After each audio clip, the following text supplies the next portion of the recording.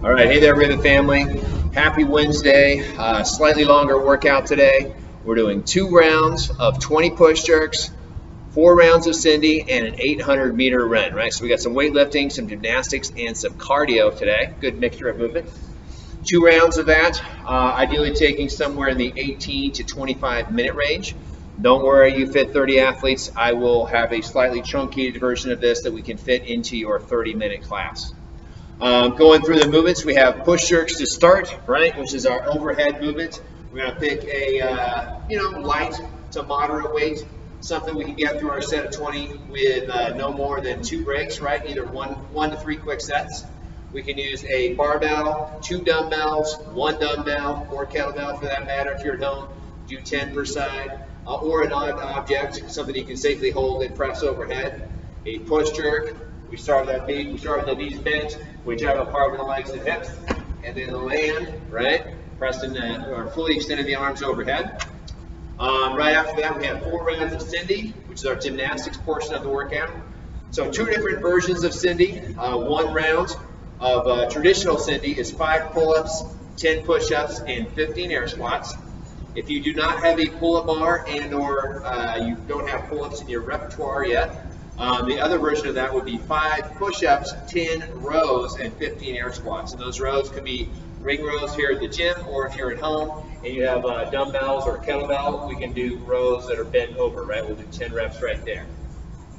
And then the last part is an 800-meter run. Pick a distance that you can get done in less than 4 minutes, right?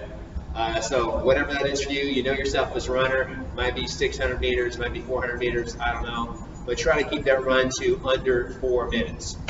All right, so coaching tips for the day. I want to talk to you about hip extension. So first off, push jerks. When we do our push jerks, let's think about a hard jump and a hard land, right? So we are loading up the hips and knees. We are extending those hips hard as we jump, right? We jump hard and then land underneath it, where we're opening up the hips and then closing the hips again. So we want to jump hard, right? Down, up, jump, and land. We really want to make sure we get those hips fully extended so that bar is actually launching off the shoulders because of what we're doing with our legs and our hips. All right, so get those hips open on the overheads. Moving on to push-ups and pull-ups. So with our pull-ups, guys, if we're doing those, we want to make sure we're keeping those hips. We've got to go in that nice kind of hollow position when we're doing our hollow and arch, right? So we're keeping those hips open, especially when we're going into our arch position, right? We want to kick, pop, and pull. So we're in our hollow, and then as we come up into our arch, right, we really want to extend those hips so that when we come back into our pull-up, into our hollow, I should say, to do our pull-up, we get maximum power. So really try to arch it out, fully open those hips so we get that power on the way back. Push-ups and running, we actually do not want full hip extension. These two are slightly different. So something that you want to see as a coach with doing push-ups is actually the hips are overly extended, right? They're kind of hanging down towards the floor, which is kind of effectively shortening that range of motion. We actually want to have a nice hollow position, so we kind of keep the hips tucked, we keep that hollow, so the hips are not quite fully extended, and that way we get a bigger range of motion and a better looking push-up. Hollow.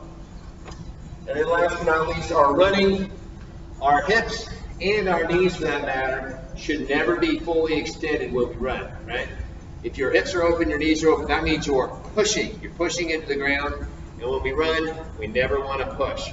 We always think about keeping those feet directly on the body and pulling the feet off the ground every time, right? Heel towards butt.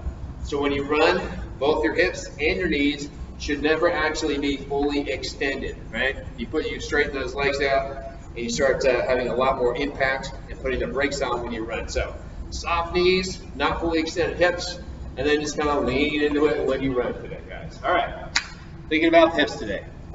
Have a great workout. Put your time on the board. Put it on your WOD hopper if you're doing this at home, and I'll talk to you tomorrow.